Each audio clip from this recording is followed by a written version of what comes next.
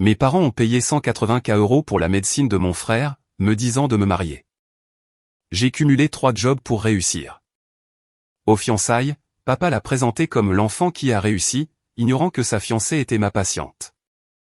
Je m'appelle Amélie Dubois et j'ai passé 32 ans à être la fille invisible dans une famille qui n'accordait de la valeur qu'au fils. Quand j'ai eu 18 ans, mes parents ont fait un chèque de 180 000 € pour envoyer mon frère en faculté de médecine.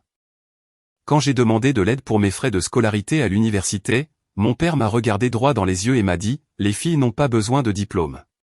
Trouve-toi un bon mari ». Alors, j'ai cumulé 3 emplois. J'ai survécu avec 5 heures de sommeil par nuit pendant 4 ans. J'ai obtenu mon diplôme avec la mention très bien et les félicitations du jury et j'ai intégré la faculté de médecine de la Sorbonne sans un seul centime de leur part. 12 ans plus tard, je suis devenue chirurgienne cardiothoracique, l'une des rares femmes dans mon domaine.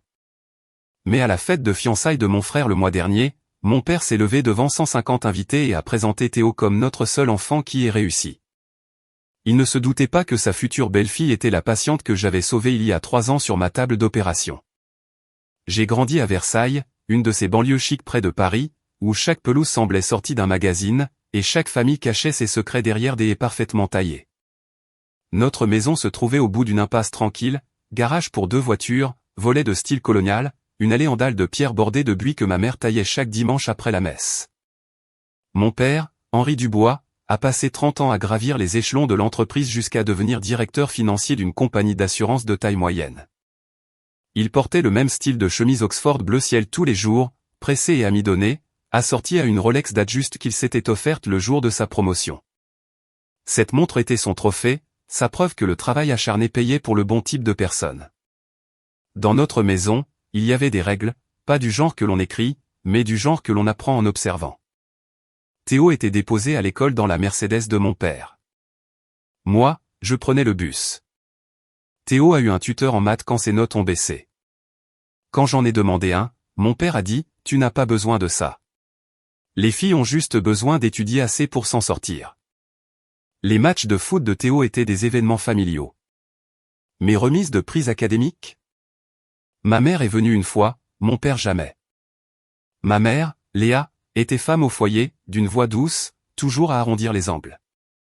Chaque fois que je remettais en question les règles, elle me tapotait la main et disait « Ton père fait ça parce qu'il t'aime. Il essaie juste de te protéger. » Me protéger de quoi? Du succès. J'étais la meilleure élève de ma classe chaque année. Tableau d'honneur. Lauréate de concours nationaux. Des universités m'envoyaient des lettres avant même que je postule. Mais rien de tout cela n'avait d'importance. Pas pour lui. Parce que dans le monde de mon père, les filles n'étaient pas des investissements. Nous étions des passifs attendant de devenir la responsabilité de quelqu'un d'autre. Et j'allais apprendre exactement combien cette croyance allait me coûter. L'été avant ma première année d'université, ma mère a préparé un hachis parmentier pour le dîner. Elle ne faisait du hachis parmentier que lorsque quelque chose d'important se passait. Anniversaire, promotion, annonce. J'avais 18 ans. Je venais de recevoir ma lettre d'acceptation de l'université Paris-Sorbonne, une bourse partielle qui couvrait la plupart de mes frais de scolarité, mais j'avais encore besoin d'environ 15 000 € par an pour y arriver. Je me souviens avoir lissé la lettre sur la table de la salle à manger, mon cœur battant d'un espoir que je ne voulais pas admettre. J'ai été accepté, dis-je, avec une bourse. J'ai juste besoin d'aide pour le reste. Mon père a pris la lettre. Il ne l'a pas lue. Il a juste jeté un coup d'œil à l'entête et l'a posé à côté de son assiette. Cet argent est pour Théo, dit-il en faisant tourner le vieil Armagnac dans son verre comme s'il prenait une décision commerciale, ce qui, pour lui, était le cas.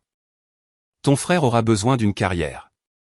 Il aura une famille à soutenir un jour. Toi, il m'a finalement regardé. Tu as juste besoin de trouver un bon mari. J'ai regardé Théo. Il avait 14 ans à l'époque, penché sur son téléphone, faisant semblant de ne pas entendre. Il n'a pas dit un mot. Ma mère non plus. Le silence dans cette pièce était plus assourdissant que n'importe quelle dispute aurait pu l'être. J'ai plié la lettre soigneusement, l'ai glissée dans ma poche, et j'ai dit la seule chose que j'ai pu formuler. D'accord. Cette nuit-là, je n'ai pas pleuré dans ma chambre. Je n'ai pas hurlé dans mon oreiller. Je me suis assise à mon bureau, j'ai ouvert mon ordinateur portable et j'ai cherché des emplois à temps partiel près du campus.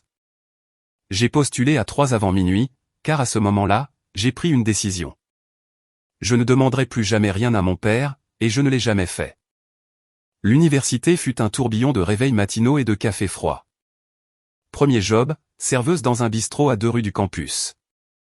Je travaillais le service du petit déjeuner de 5h à 9h, servant du café aux routiers et aux retraités avant de courir à mon premier cours avec encore l'odeur de graisse sur mon tablier. Deuxième job, assistante de bibliothèque. Après-midi et soir, à ranger des livres et à tenir l'accueil. J'ai appris à étudier entre deux prêts, potassant la chimie organique en tamponnant les dates de retour. Troisième job, tutrice de maths le week-end pour des lycéens, le même service que mon père avait refusé de me payer quand j'avais leur âge. J'ai dormi en moyenne 5 heures par nuit pendant 4 ans. Je ne rentrais pas pour les vacances. Je disais à ma mère que j'avais des services supplémentaires, ce qui était vrai. Ce que je ne lui disais pas, c'est que je ne supportais pas l'idée de m'asseoir à cette table et de regarder Théo ouvrir des cadeaux achetés avec l'argent qui aurait pu changer ma vie. J'ai porté la même paire de baskets pendant 2 ans d'affilée. Quand la semelle a commencé à se décoller, je l'ai recollée et j'ai continué à marcher. Ces chaussures m'ont emmené en cours, au travail, et finalement sur l'estrade de la remise des diplômes. Mention très bien avec les félicitations du jury, une moyenne de 19/20, première de ma promotion. J'ai envoyé une invitation à la cérémonie à mes parents. Ma mère a répondu par SMS, tellement fière de toi, ma chérie. Mais Théo a un match de foot important ce jour-là. On fêtera ça quand tu seras à la maison. J'ai reçu mon diplôme seul. Un professeur que je connaissais à peine m'a serré la main et m'a dit, où que vous alliez à partir de maintenant, vous l'avez mérité. J'ai pleuré dans le parking pendant 10 minutes. Puis je me suis essuyé le visage, je suis monté dans ma voiture et j'ai conduit jusqu'à la bibliothèque pour rendre mes livres en retard. Ce chapitre était terminé, mais le plus difficile ne faisait que commencer. J'ai postulé à 12 facultés de médecine. 3 m'ont accepté. J'ai choisi la Sorbonne non pas parce que c'était la plus prestigieuse, bien que ce fût le cas, mais parce qu'ils offraient le meilleur programme d'aide financière, des prêts, des bourses, un programme travail-études. J'ai tout assemblé comme une courte pointe, et d'une manière ou d'une autre, ça a tenu. 4 ans de médecine, 6 ans d'internat, 2 ans de clinica, 12 ans de ma vie à construire quelque chose que personne dans ma famille ne croyait que je pouvais construire. Je me suis spécialisé en chirurgie cardio-thoracique, l'un des domaines les plus exigeants de la médecine. Les horaires étaient brutaux. La pression était incessante. J'ai vu des collègues faire un burn-out, abandonner, changer pour des spécialités plus faciles. Je suis resté, non pas parce que j'avais quelque chose à prouver à mon père. Je suis resté parce qu'à chaque fois que je tenais un cœur humain dans mes mains, à chaque fois que je voyais une ligne plate se transformer en un rythme régulier, je savais que c'était exactement ce que j'étais censé faire. À 32 ans, j'étais chirurgienne titulaire à l'hôpital de la Pitié-Salpêtrière. L'une des rares femmes de mon service, certifiée, publiée, respectée. Et ma famille n'en avait aucune idée. Ma mère savait que je travaillais dans un hôpital. C'était tout ce qu'elle savait. Elle ne m'a jamais demandé de détails, et je n'en ai jamais offert. Je portais ma bague de la faculté de médecine de la Sorbonne tous les jours, un anneau en or avec l'écusson de l'université. Je me l'étais acheté le jour de ma remise de diplôme. Elle n'était pas tapa accent grave l'œil. La plupart des gens ne la remarqueraient même pas, mais moi, je la remarquais à chaque fois que je me préparais pour une intervention. Chaque fois que j'avais besoin de me souvenir qui j'étais et ce que j'avais surmonté pour en arriver là, cette bague était ma preuve, ma rébellion silencieuse. Puis un soir, ma mère a appelé, et tout ce que j'avais passé 12 ans à éviter est revenu en force. Il était 21h un mardi lorsque mon téléphone s'est allumé avec le nom de ma mère. Elle n'appelait tard que lorsqu'elle ne voulait pas que mon père l'entende. Amélie, ma chérie. Sa voix était à peine un murmure. J'ai des nouvelles. Théo va se fiancer. J'ai posé mon verre de vin et me suis adossé à mon comptoir de cuisine. C'est super, maman. Félicite-le de ma part. Il y aura une fête au Country Club de Saint-Cloud. Ton père voulait quelque chose de grand. 150 invités. Tous ses contacts professionnels, ses amis du golf, la totale. Je connaissais ce club. Les frais d'adhésion commençaient à 50 000 € par an. Le genre d'endroit où les poignées de main scellaient des contrats et où les noms de famille signifiaient tout. Ça a l'air chic, dis-je, en gardant une voix neutre. Tu peux venir si tu veux. Elle a hésité. Mais ton père, il ne veut pas que quelqu'un te présente comme médecin ou quoi que ce soit. Il a dit que tu devrais juste venir en tant que sœur de Théo. Restez simple. Restez simple. Ne pas éclipser l'enfant prodige. Est-ce qu'il m'a envoyé une invitation? Silence. Maman. C'était plus simple comme ça. Il ne voulait pas rendre les choses formelles. Tu sais comment il est. Je savais exactement comment il était.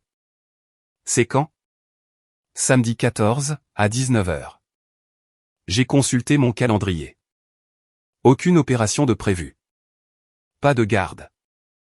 Une partie de moi voulait refuser, la partie intelligente, celle qui avait passé 12 ans à construire une vie qui n'avait pas besoin de leur approbation. Mais une autre partie, celle qui se souvenait encore d'avoir 18 ans et de plier cette lettre d'acceptation dans ma poche, avait besoin d'aller jusqu'au bout. J'y serai, dis-je. Ma mère a expiré de soulagement. Ne porte rien de trop voyant, d'accord? C'est Théo la star ce soir-là.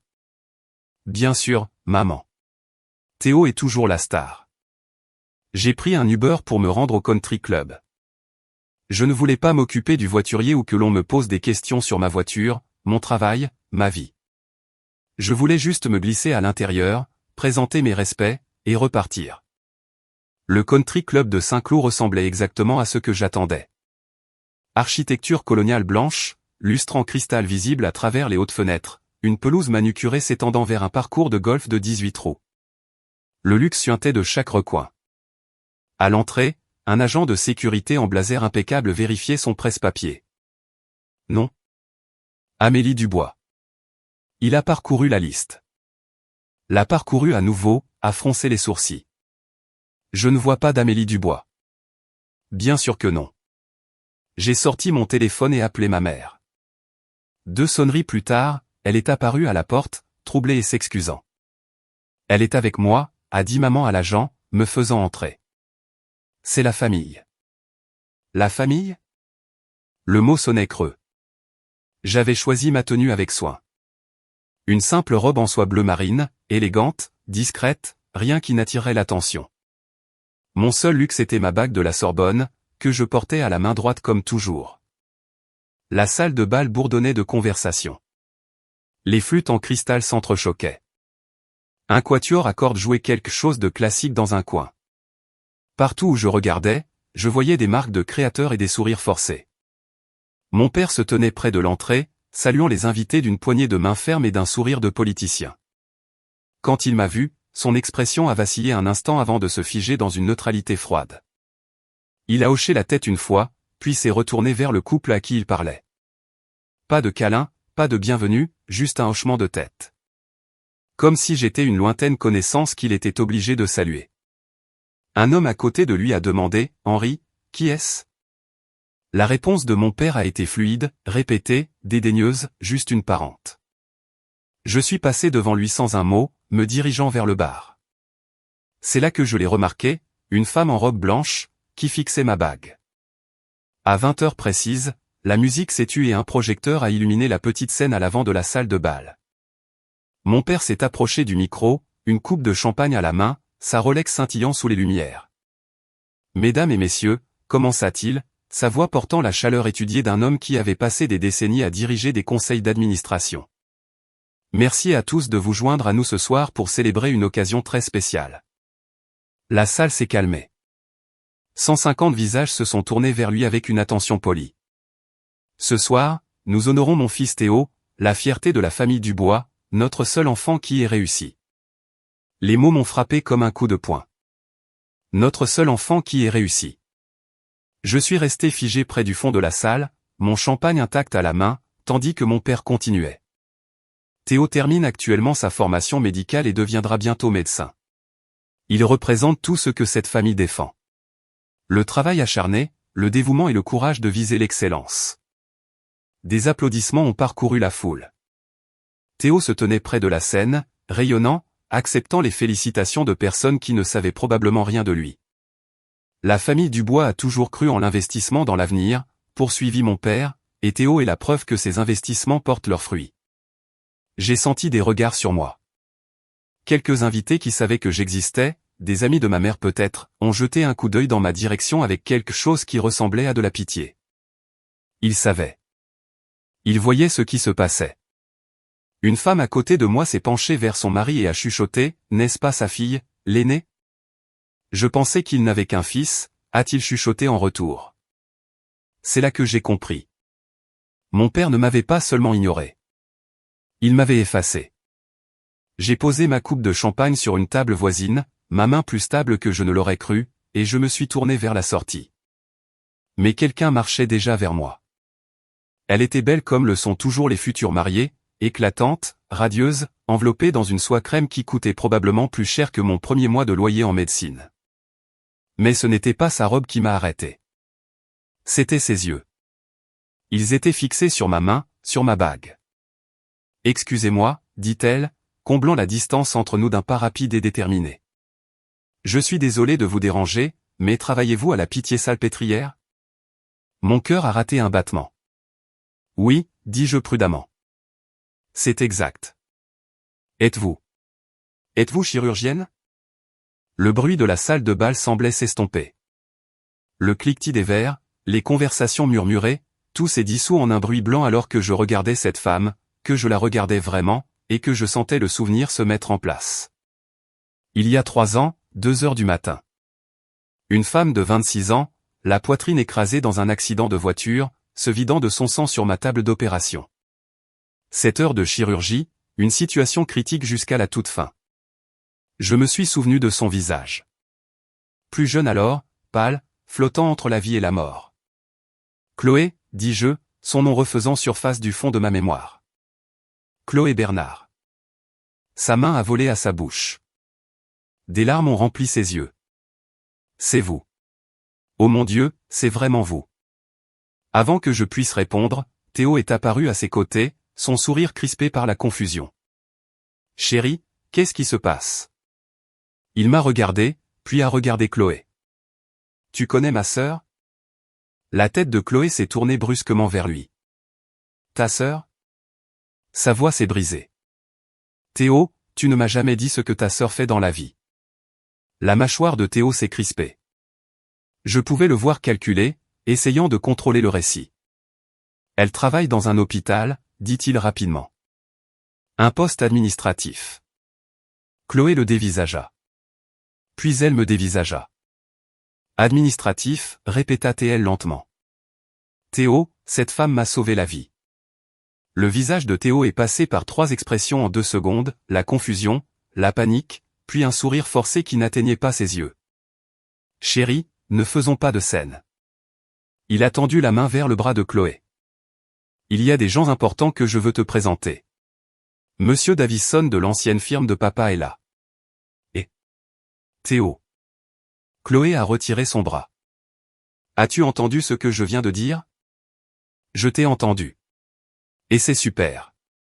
Vraiment, mais on pourra discuter avec Amélie plus tard. Il m'a lancé un regard. Le même regard qu'il me lançait quand nous étions enfants et que j'avais accidentellement de meilleures notes. N'est-ce pas, sœurette ? Je n'ai rien dit. J'ai juste observé. Pourquoi ne m'as-tu pas dit que ta sœur était médecin, a insisté Chloé. Elle n'est pas. Je veux dire, elle est. Théo a trébuché sur ces mots. Écoute, c'est compliqué.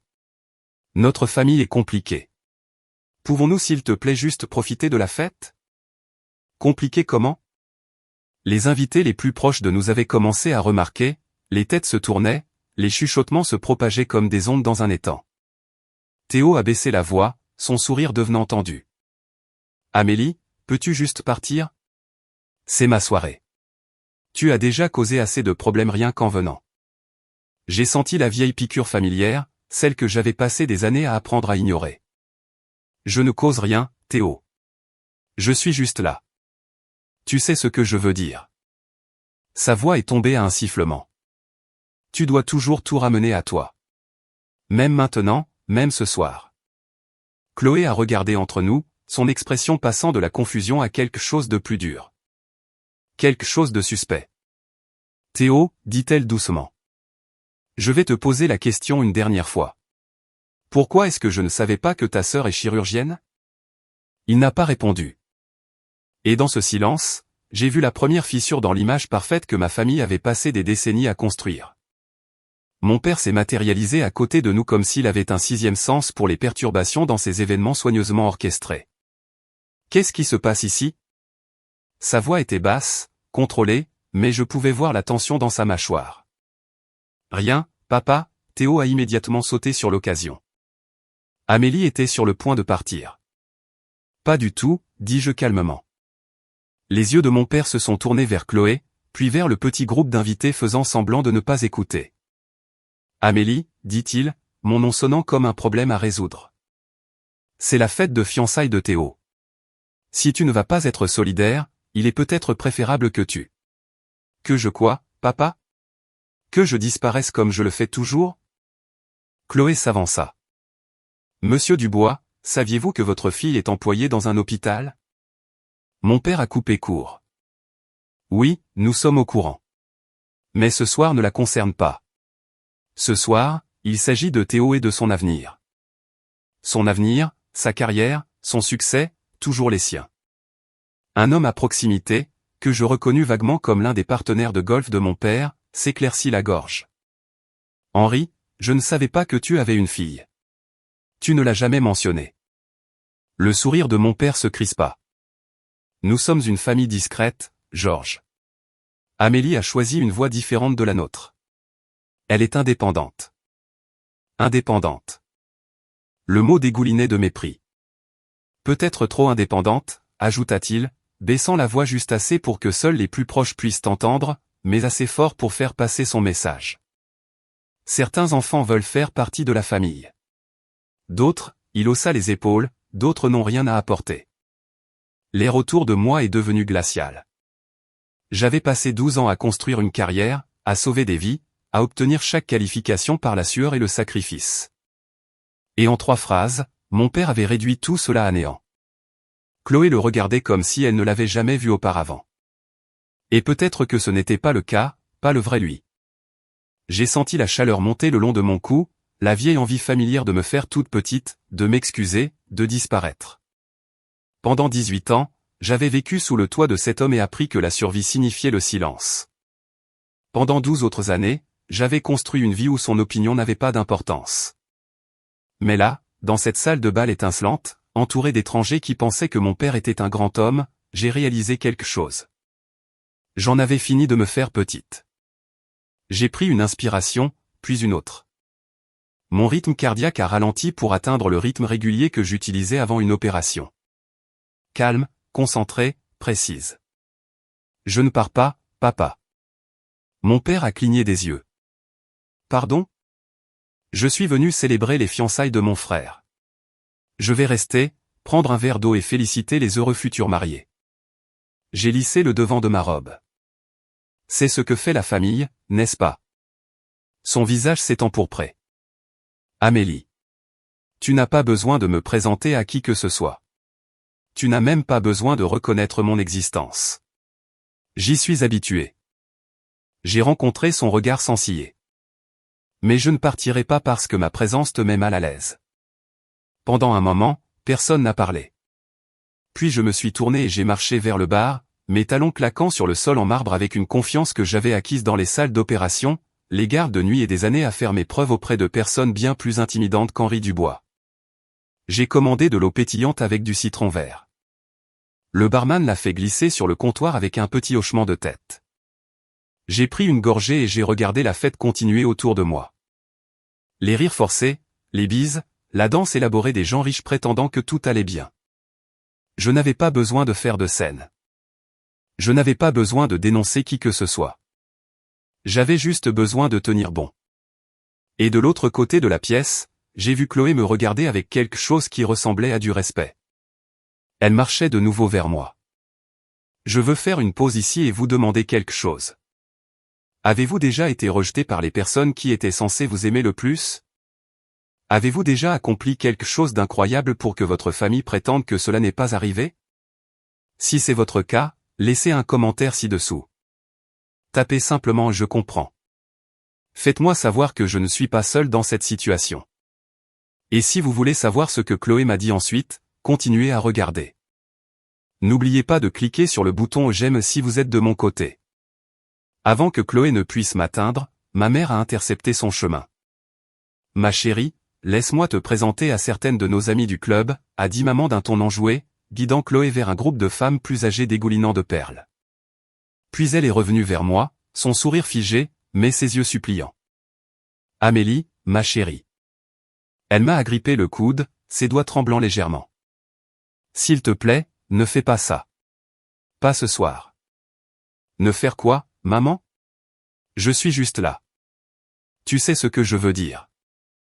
Elle a jeté un coup d'œil par-dessus son épaule, vérifiant si mon père regardait. Ton père est déjà contrarié. Théo est nerveux. C'est censé être une soirée heureuse. Et ma présence gâche tout. Elle n'a pas répondu. Elle n'avait pas à le faire. Maman, sais-tu seulement ce que je fais dans la vie?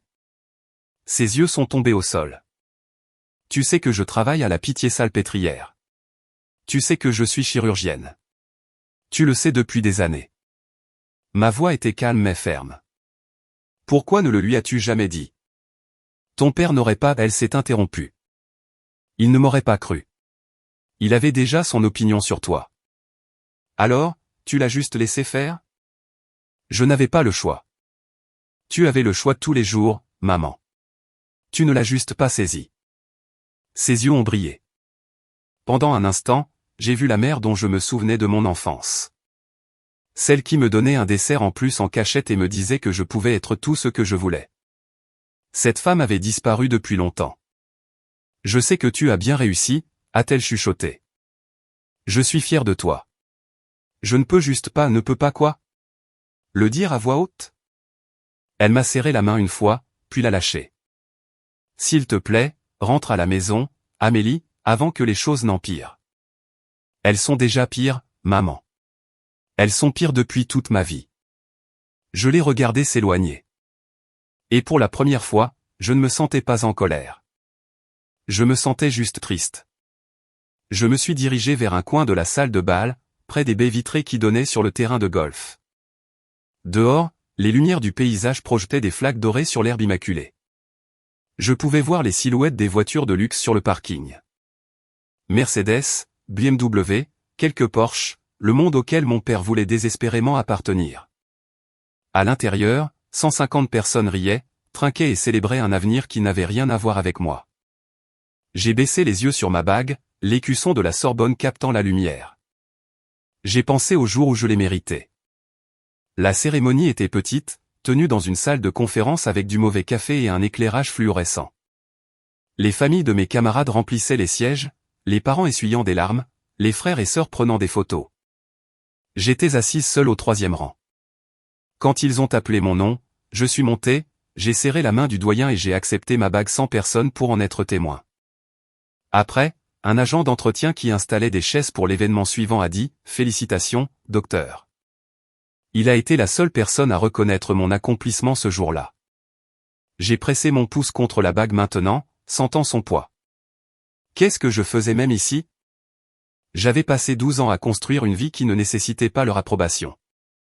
Une vie remplie de collègues qui me respectaient, de patients qui me faisaient confiance, d'un travail qui avait du sens.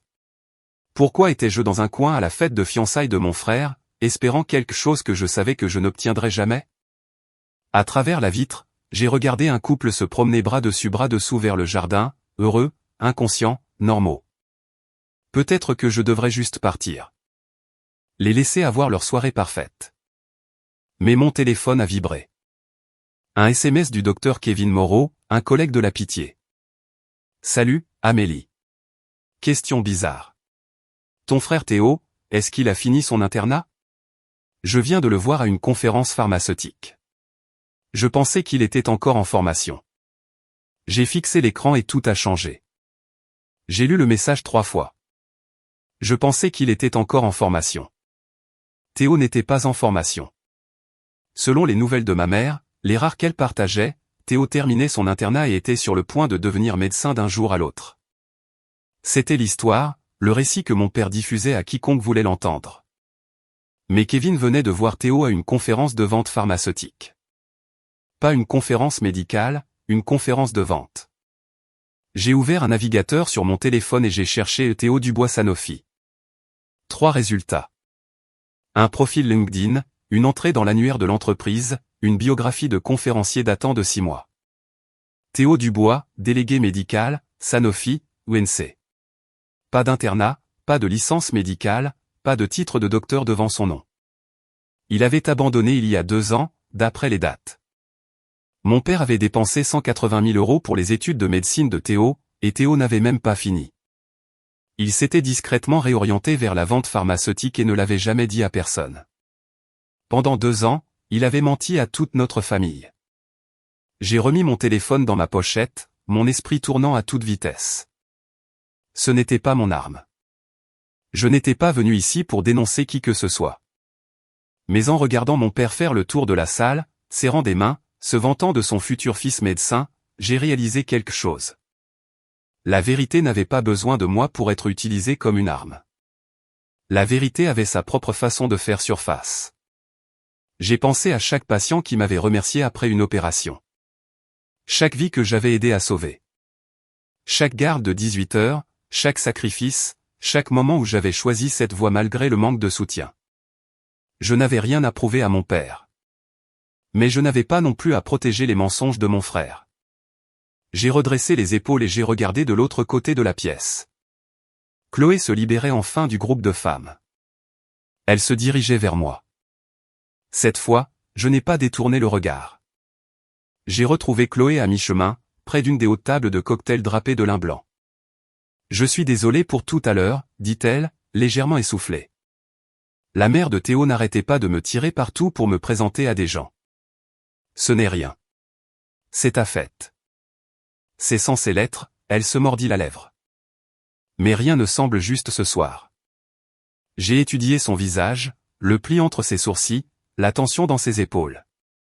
Ce n'était pas l'éclat d'une future mariée. C'était le doute. Chloé, que sais-tu de la carrière de Théo ? Elle a cligné des yeux à la question. Il termine son internat, en médecine interne. Il est censé commencer son clinical l'année prochaine. C'est ce qu'il t'a dit ? C'est ce qu'il a dit à tout le monde ? Sa voix a vacillé. Pourquoi ? Y a-t-il quelque chose que je devrais savoir ? J'ai hésité. Ce n'était pas mon secret à révéler, mais ce n'était pas non plus mon mensonge à protéger. Je viens de recevoir un message d'un collègue. Il a vu Théo à une conférence de vente pharmaceutique la semaine dernière. Une conférence de vente ? Chloé a secoué la tête. Non, Théo ne fait pas de vente. Il est médecin. Enfin, presque médecin. Chloé. J'ai gardé ma voix douce mais directe. J'ai vérifié. Théo travaille pour Sanofi. Il est répertorié comme délégué médical. C'est le cas depuis au moins 2 ans. La couleur a quitté son visage. Ce n'est pas possible. Il me montre son emploi du temps. Il parle de ses patients. Elle s'est arrêtée. Quelque chose a fait-il derrière ses yeux. Oh mon Dieu, a-t-elle murmuré. Les horaires. Il est toujours si vague sur où il va. Je pensais que c'était parce qu'il était occupé à l'hôpital. Je n'essaie pas de te blesser, dis-je. Je pense juste que tu mérites de connaître la vérité avant de l'épouser. Chloé m'a regardé fixement. Puis elle a regardé de l'autre côté de la pièce vers Théo, qui riait de quelque chose que son père disait. Il me ment depuis 2 ans. Je n'ai pas répondu. Je n'avais pas à le faire. Chloé est restée figée un long moment, en train de digérer. Puis elle s'est retournée vers moi avec un regard différent, plus vif maintenant, plus concentré. Attends, pouvons-nous revenir à ce que j'ai dit plus tôt ? Elle a pris une inspiration. Il y a 3 ans, j'ai eu un accident de voiture. Un grave. Mon sternum était écrasé. J'avais une hémorragie interne. Ils ont dit à mes parents que je ne survivrais probablement pas à la nuit. J'ai hoché la tête lentement. Je me souviens. Le chirurgien qui m'a sauvé, le docteur Amélie Dubois, m'a opéré pendant 7 heures. Elle a tenu mon cœur dans ses mains. La voix de Chloé s'est brisée. Quand je me suis réveillé en soins intensifs, elle était là. Elle m'a tenu la main et m'a dit, vous vous êtes bien battu. Maintenant, vous allez vivre. Je m'en souvenais aussi. Je me souvenais de ses parents sanglotant dans la salle d'attente. Je me souvenais du moment où ses constantes vitales se sont stabilisées et où j'ai enfin expiré. Ce chirurgien, c'était vous, a dit Chloé. N'est-ce pas? Oui. Des larmes ont coulé sur ses joues. Avant que je puisse réagir, elle m'a serré dans une étreinte forte. J'ai pensé à vous tous les jours pendant 3 ans, a-t-elle murmuré contre mon épaule. Je suis retourné à l'hôpital une fois pour vous trouver, mais ils ont dit que vous aviez été transféré dans un autre service. Je n'ai jamais pu vous remercier correctement. Vous venez de le faire. Elle s'est reculée, s'essuyant les yeux avec le dos de sa main. Et pendant tout ce temps, vous étiez la sœur de Théo. Il parlait de vous comme si vous n'étiez personne, comme si vous ne comptiez pas pour lui. Je ne compte pas. Mais vous comptez pour moi, sa voix s'est durcie. Vous m'avez sauvé la vie et sa famille vous traite comme si vous étiez invisible. Elle a regardé vers la scène où le microphone se tenait encore depuis le discours de mon père. Non, dit-elle doucement. Ce n'est pas acceptable. Ce n'est pas acceptable du tout. Chloé, tu n'es pas obligée de. Si, je le suis. Elle m'a serré les mains. La vérité doit éclater. Toute la vérité. Qu'est-ce que tu vas faire, ai-je demandé. Chloé a jeté un coup d'œil vers la scène, puis m'a regardé. Je devais faire un discours plus tard. Remercier la famille de Théo de m'avoir accueilli. Parler de mon excitation pour notre avenir ensemble. Et maintenant? Maintenant, je vais dire la vérité. Elle a redressé les épaules. Pas pour blesser Théo, pas pour embarrasser votre père, juste parce que je ne veux pas construire un mariage sur des mensonges. Chloé, c'est ta fête de fiançailles. Es-tu sûre de vouloir faire ça ici, devant tout le monde? Ou d'autres? Elle a ri amèrement. Théo me ment depuis 2 ans. Votre père vient de se lever là et de qualifier Théo de son seul enfant qui est réussi. Alors que vous êtes celle qui est réellement devenue médecin, chirurgienne, quelqu'un qui sauve des vies. Elle a secoué la tête. J'ai failli mourir, Amélie. Savez-vous ce que ça fait à une personne? Ça vous fait réaliser à quel point la vie est courte, précieuse. Je me suis promis après cet accident que je ne perdrais jamais de temps avec des choses qui n'étaient pas réelles. Ses yeux ont rencontré les miens. Théo n'est pas réel. L'avenir que nous avions prévu n'est pas réel. Mais vous, ce que vous avez fait pour moi, c'était réel. J'ai senti quelque chose bouger dans ma poitrine. Pas de la satisfaction, pas du triomphe, quelque chose de plus calme, du soulagement peut-être, que quelqu'un me voit enfin. Je ne vais accuser personne, a dit Chloé.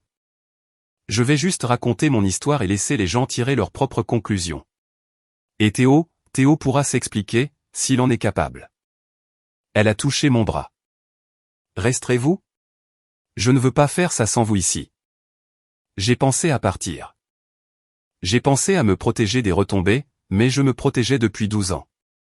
Peut-être qu'il était temps de simplement se tenir dans la vérité. Je resterai, dis-je. Chloé a hoché la tête et s'est dirigée vers la scène. Le maître de cérémonie, un ami de mon père qui gérait le programme de la soirée, a tapoté le microphone. Mesdames et messieurs, si je pouvais avoir votre attention, s'il vous plaît. Notre belle future mariée, Chloé Bernard, aimerait dire quelques mots. Des applaudissements polis ont parcouru la salle. Chloé a monté les 3 marches jusqu'à la petite scène, sa robe en soie crème captant la lumière. Elle avait tout de la fiancée parfaite, posée, belle, gracieuse, mais je pouvais voir ses mains trembler légèrement alors qu'elle ajustait le microphone. 150 invités ont tourné leur attention vers elle. Mon père se tenait près du devant, rayonnant d'une fierté possessive. Théo s'est positionné au pied de la scène, prêt à regarder sa fiancée avec adoration. Merci à tous d'être ici ce soir, a commencé Chloé, sa voix claire et stable. Je suis si reconnaissante de célébrer avec la famille et les amis de Théo. Mon père a hoché la tête en signe d'approbation. Avant de parler de Théo, a poursuivi Chloé, je veux partager quelque chose de personnel, quelque chose qui a façonné qui je suis aujourd'hui. Un murmure d'intérêt a traversé la foule. Ce n'était pas le discours de remerciement standard auquel il s'attendait. Il y a 3 ans, j'ai eu un accident de voiture. Un semi-remorque a grillé un feu rouge et a percuté ma portière côté conducteur à 80 km/h. Des halètements, des murmures de sympathie. J'ai été transporté d'urgence à la Pitié-Salpêtrière avec un sternum écrasé et une hémorragie interne massive. Les médecins ont dit à mes parents que j'avais 20% de chance de survivre à la nuit. Chloé a fait une pause, laissant le poids de ses mots s'installer dans la pièce. Mais j'ai survécu. Grâce à une personne, une chirurgienne extraordinaire qui m'a opéré pendant 7 heures et a refusé d'abandonner. J'ai senti les regards commencer à se déplacer. Les gens regardaient autour d'eux, se demandant où cela menait. Chloé m'a regardé directement. Cette chirurgienne est dans cette salle ce soir. La salle de bal est devenue silencieuse. Son nom, a dit Chloé, sa voix inébranlable, est Dr Amélie Dubois. Elle est chirurgienne cardiothoracique à l'hôpital de la Pitié-Salpêtrière, l'une des meilleures du pays. Elle a pointé vers moi et 150 têtes ont pivoté dans ma direction. C'est aussi la sœur de Théo. Le silence a explosé en chuchotement. Je suis resté figé dans mon coin, le cœur battant, alors que Chloé continuait, je ne le savais pas avant ce soir. Théo n'a jamais mentionné que sa sœur était médecin. En fait, sa famille me l'a présenté comme quelqu'un qui travaille dans l'administration hospitalière. La voix de Chloé s'est aiguisée. Mais ce n'est pas vrai. Le docteur Dubois n'est pas une administratrice. C'est une chirurgienne, une brillante, la femme qui m'a donné une seconde chance dans la vie. Le visage de mon père était devenu pâle. Théo avait l'air de vouloir que le sol l'engloutisse. Ce qui est encore plus déroutant, a poursuivi Chloé, c'est qu'il y a quelques minutes à peine, Monsieur Dubois s'est tenu sur cette même scène et a présenté Théo comme le seul enfant qui ait réussi dans la famille. Elle a laissé cela s'imprégner. J'aimerais que quelqu'un m'explique comment cela a du sens. Comment une famille peut-elle ignorer la fille qui est devenue chirurgienne tout en célébrant le fils qui... Elle s'est arrêtée, a pris une inspiration. Je suis désolé. Je ne suis pas venu ici pour attaquer qui que ce soit. Je suis venu ici parce que la vérité compte pour moi. Et la vérité est que le docteur Amélie Dubois m'a sauvé la vie. Sans elle, je ne serais pas là. Je n'aurais pas rencontré Théo. Je n'aurais rien de tout cela. Chloé m'a regardé à nouveau, des larmes brillant dans ses yeux. Amélie, pourriez-vous s'il vous plaît monter ici? J'aimerais que tout le monde rencontre la femme qui a rendu mon avenir possible. Tous les yeux dans la pièce étaient sur moi. J'avais deux choix. Me faire petite ou me lever. J'ai choisi de me lever. J'ai traversé la foule qui s'écartait, mes talons claquant sur le marbre à chaque pas. Les chuchotements me suivaient comme une vague. C'est la fille. Henri n'a jamais mentionné de fille. Une chirurgienne à la Pitié. Pourquoi cacherait-il ça? Quelque chose ne va vraiment pas ici. J'ai monté les marches et me suis tenu à côté de Chloé. Elle a pris ma main et l'a serrée. De la foule, la voix d'un homme s'est élevée. Le docteur Hervé Breton, un cardiologue qui faisait apparemment partie du cercle de golf de mon père. Amélie Dubois. Il s'est avancé, la reconnaissance se lisant sur son visage. J'ai assisté à votre présentation au congrès de la Société française de cardiologie au printemps dernier. Votre recherche sur la réparation mini-invasive de la valve mitrale était exceptionnelle. Plus de murmures, plus de têtes qui se tournent. Merci, dis-je simplement. Chloé s'est penchée vers le micro. Pour ceux qui ne le savent pas, et apparemment cela inclut la propre famille de Théo, le docteur Dubois est certifié en chirurgie cardiothoracique. Elle a publié dans des revues à comité de lecture. Elle a sauvé d'innombrables vies, y compris la mienne.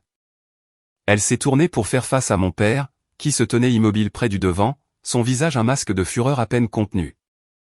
Monsieur Dubois, sans vouloir vous manquer de respect, mais je dois demander, pourquoi avez-vous dit à cette salle que Théo est votre seul enfant qui ait réussi? Votre fille se tient juste ici. Elle a accompli plus que la plupart des gens ne le feront dans une vie. La pièce a retenu son souffle. La bouche de mon père s'est ouverte, s'est fermée, s'est rouverte. Ce n'est guère le moment ni l'endroit. Il me semble que c'est exactement le bon moment et le bon endroit, a dit Chloé calmement. Vous avez choisi de célébrer le succès de Théo publiquement. Pourquoi ne pouvons-nous pas reconnaître celui d'Amélie? Quelqu'un au fond a commencé à applaudir. Puis une autre personne, puis une autre. En quelques secondes, la moitié de la salle applaudissait. Pas pour mon père, pas pour Théo, mais pour moi. Et je n'avais rien demandé de tout cela. La vérité avait simplement trouvé son chemin vers la lumière. Chloé m'a tendu le micro. Pendant un instant, je suis resté là, regardant cette mer de visages. Certains curieux, certains sympathiques, certains mal à l'aise. J'aurais pu détruire mon père sur le champ. J'aurais pu étaler chaque affront, chaque rejet, chaque moment où il m'a fait sentir que je ne valais rien. Mais ce n'était pas la personne que je voulais être. Merci, Chloé. J'ai gardé ma voix calme, mesurée. Et merci à tous pour vos applaudissements. Je ne suis pas venu ici ce soir en m'attendant à tout cela. J'ai fait une pause, rassemblant mes pensées. Je suis venu parce que Théo est mon frère, et je voulais lui souhaiter bonne chance. C'est tout. Je ne suis pas venu pour causer de drame ou mettre qui que ce soit mal à l'aise. La posture de mon père s'est légèrement détendue. Il pensait que je faisais marche arrière. Mais je ne prétendrai pas non plus être quelque chose que je ne suis pas. J'ai rencontré son regard. Je ne suis pas une administratrice d'hôpital. Je ne suis pas juste une parente. Je suis chirurgienne cardio-thoracique. J'ai passé 12 ans à me former pour cette carrière. Des années que j'ai financées entièrement seul. La pièce était complètement silencieuse. Je ne vous dis pas cela pour me vanter. Je vous le dis parce que la vérité compte. Chloé a raison sur ce point. Je me suis tourné pour la regarder. Il y a 3 ans, elle est arrivée dans ma salle d'opération plus morte que vive. J'ai passé 7 heures à me battre pour que son cœur continue de battre. Quand elle s'est réveillée, je lui ai promis que son combat en valait la peine. Chloé a essuyé des larmes sur ses joues. Je n'ai besoin de la validation de personne, ai-je continué, me tournant à nouveau vers la foule. J'ai arrêté d'en avoir besoin il y a longtemps. Mais je ne resterai pas non plus silencieuse pendant que les personnes qui auraient dû me soutenir prétendent que je n'existe pas. J'ai reposé le micro sur son support. C'est tout ce que j'ai à dire. Merci de m'avoir écouté. Je me suis reculé et c'est là que Théo a perdu le contrôle. Théo a pris d'assaut la scène, le visage rouge, ses cheveux soigneusement gominés commençant à se défaire.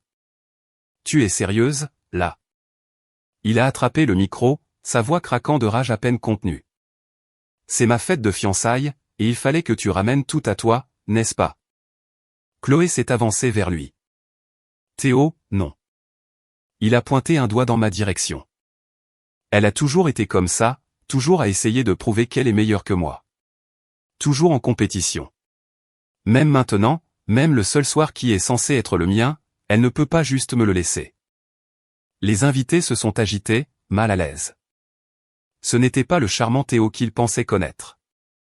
Je n'ai rien fait, Théo. Ma voix était stable. Chloé m'a posé une question et j'ai répondu honnêtement. Honnêtement, il a ri amèrement. Tu veux parler d'honnêteté? Très bien. Parlons de la façon dont tu as abandonné cette famille, comment tu ne rentres jamais à la maison, comment tu agis comme si tu étais tellement meilleur que nous tous. Théo. Ma voix a tranché sa tirade comme un scalpel. Quand allais-tu dire à tout le monde que tu avais abandonné ton internat il y a 2 ans? La pièce est devenue absolument immobile. Le visage de Théo s'est vidé de sa couleur. Quoi? Tu ne deviens pas médecin, Théo. Tu es délégué médical. Tu le es depuis 2 ans. J'ai fait une pause. Les 180 000 € de papa. Et tu n'as même pas été capable de finir. Pendant un long moment, personne n'a bougé. Puis Chloé s'est avancée et, lentement, délibérément, a retiré la bague de fiançailles de son doigt. Je t'ai demandé une chose, Théo. Une seule chose. Quand nous avons commencé à sortir ensemble, j'ai dit, s'il te plaît, ne me mens jamais. Elle a placé la bague dans sa main tremblante. Tu me mens depuis le jour où nous nous sommes rencontrés. Elle a quitté la scène sans regarder en arrière. Théo se tenait seul sous le projecteur, tenant une bague dont personne ne voulait plus. Puis-je être honnête avec vous une seconde? À ce moment-là, en regardant Théo se tenir là avec cette bague, je ne me sentais pas victorieuse. Je me sentais fatigué. 12 ans de silence et voilà comment ça se terminait. Dites-moi dans les commentaires. Pensez-vous que Théo méritait cela ou avez-vous pitié de lui? Et si vous êtes toujours là, si vous voulez savoir ce qui s'est passé avec mon père, continuez à regarder. C'est la partie que j'ai attendue pendant 12 ans. Mon père a enfin bougé. Il a monté lentement les marches de la scène, comme un homme marchant vers sa propre condamnation. Sa Rolex a capté la lumière alors qu'il posait la main sur l'épaule de son fils. Théo, nous discuterons de cela à la maison. Sa voix était basse, contrôlée, mais je pouvais voir la veine pulser sur sa tempe. Tout le monde, s'il vous plaît, ne laissons pas ce petit malentendu gâcher la soirée. Malentendu ? Le docteur Breton s'est avancé de la foule. Henri, ta fille est l'une des chirurgiennes cardiothoraciques les plus respectées de la Côte. J'ai lu ses recherches. Je l'ai vue présenter à des congrès nationaux. Et tu as dit à tout le monde qu'elle était administratrice. D'autres voix se sont jointes. La façade soigneusement cultivée s'effondrait. Mon père s'est tourné vers moi, son visage un mélange complexe de colère et de quelque chose que je n'avais jamais vu auparavant. La peur. Amélie, ce n'est pas l'endroit.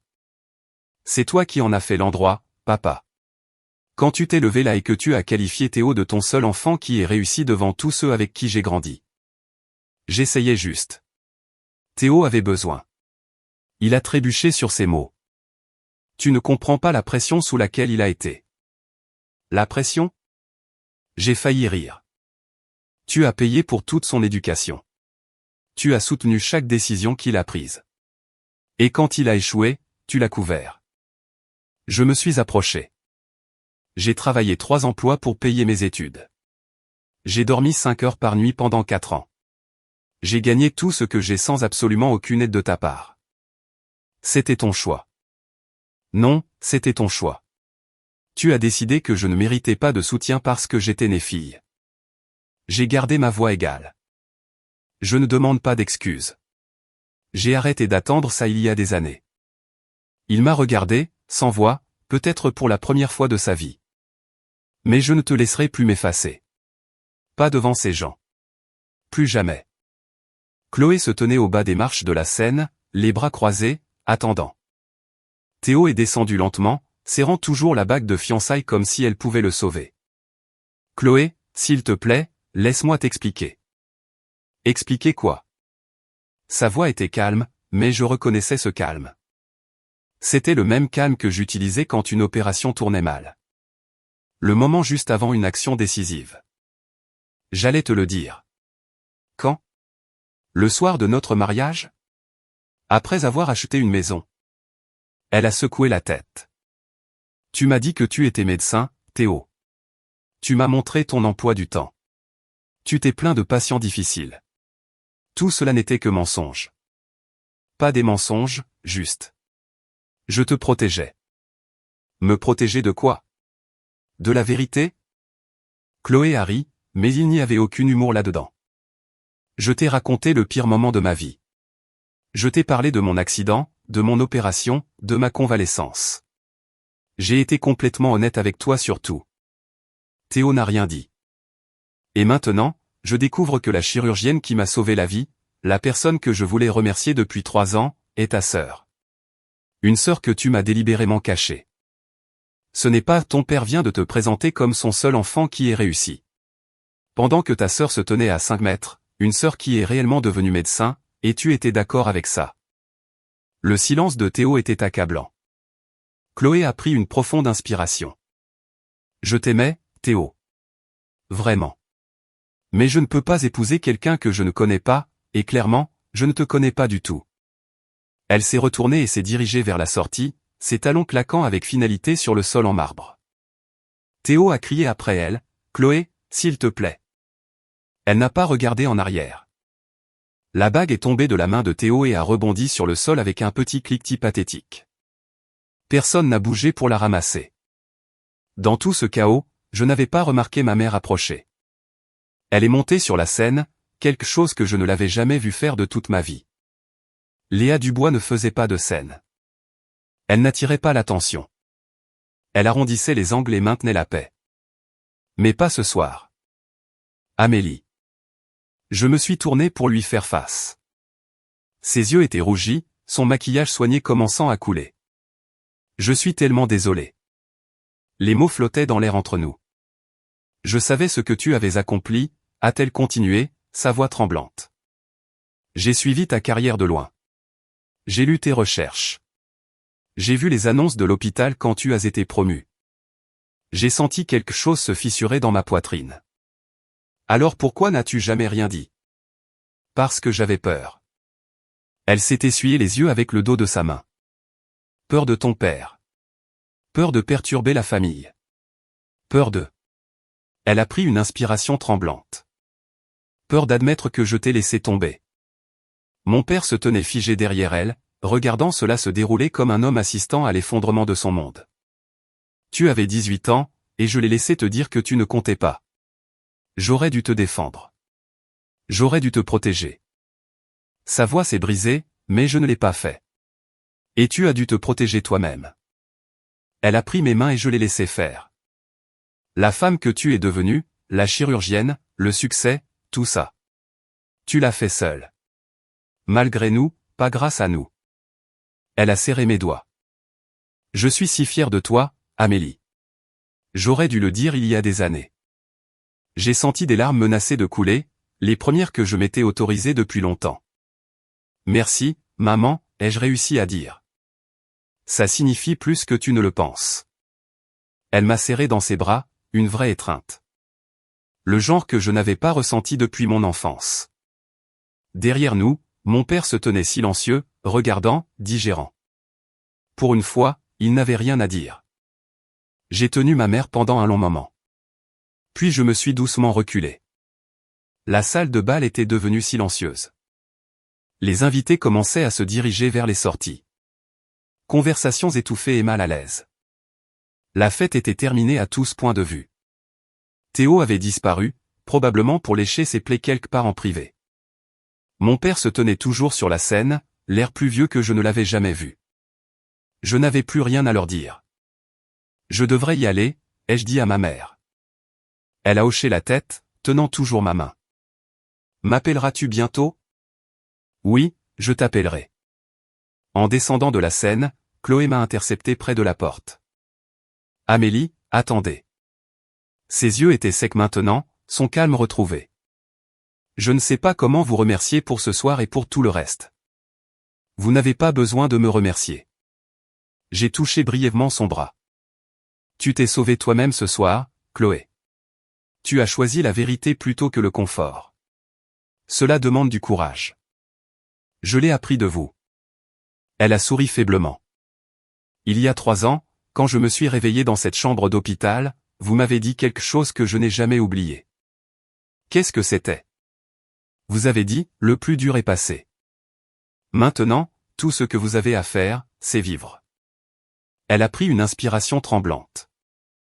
Je crois que je comprends enfin ce que vous vouliez dire. Je l'ai serré brièvement dans mes bras, mais sincèrement. Prends soin de toi, Chloé. Tu vas t'en sortir.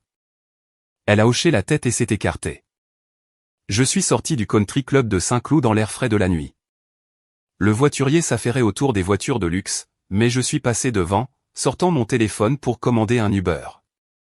Les portes automatiques se sont fermées derrière moi, étouffant les murmures et la musique. J'ai pris une profonde inspiration. Pour la première fois en 12 ans, ma poitrine ne me serrait plus. J'avais dit ce que j'avais à dire. J'avais tenu bon. Maintenant, je pouvais rentrer chez moi.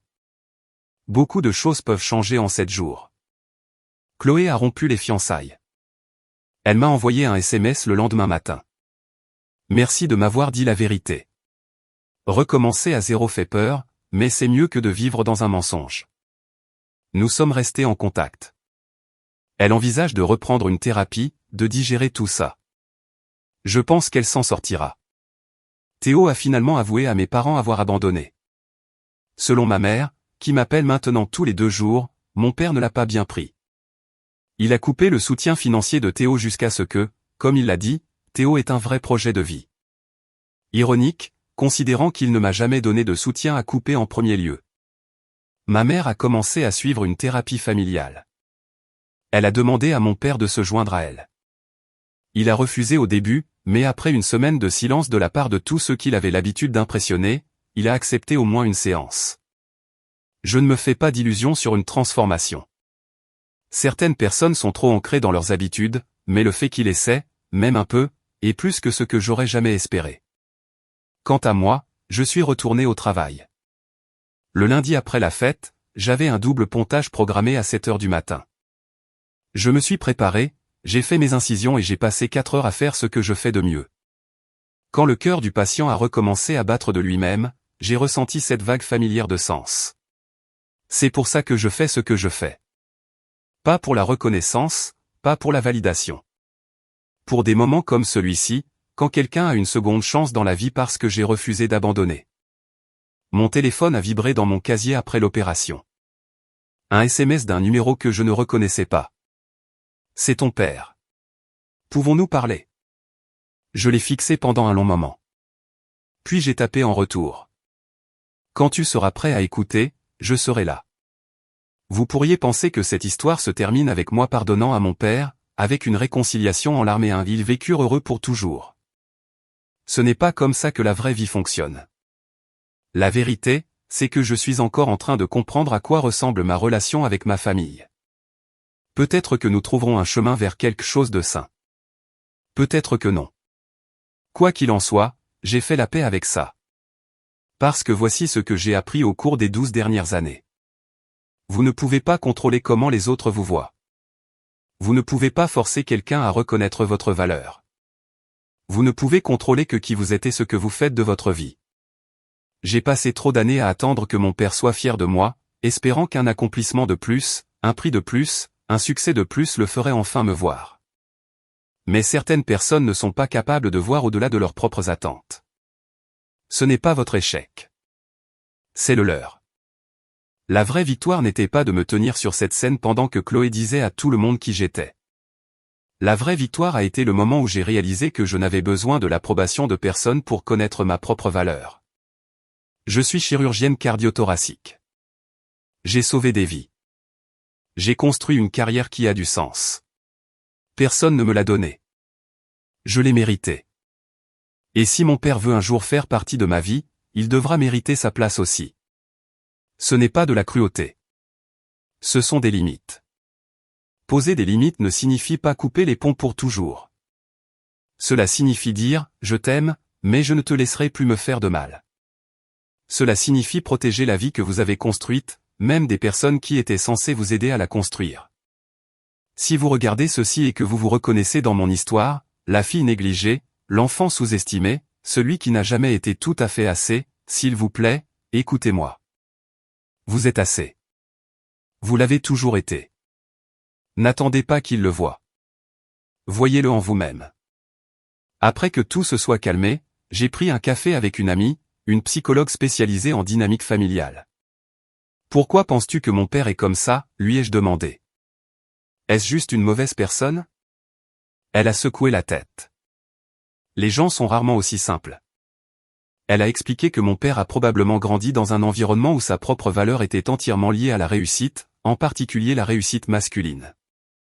Son père mesurait probablement le succès de la même manière, et son père avant lui. C'est un schéma générationnel, a-t-elle dit. Il a intériorisé le message que les fils portent l'héritage familial et que les filles sont secondaires. Non pas parce qu'il déteste les femmes, mais parce que c'est littéralement tout ce qu'il connaît. Ça n'excuse pas ce qu'il a fait. Non, ça ne l'excuse pas. Mais ça l'explique. Elle a remué son café.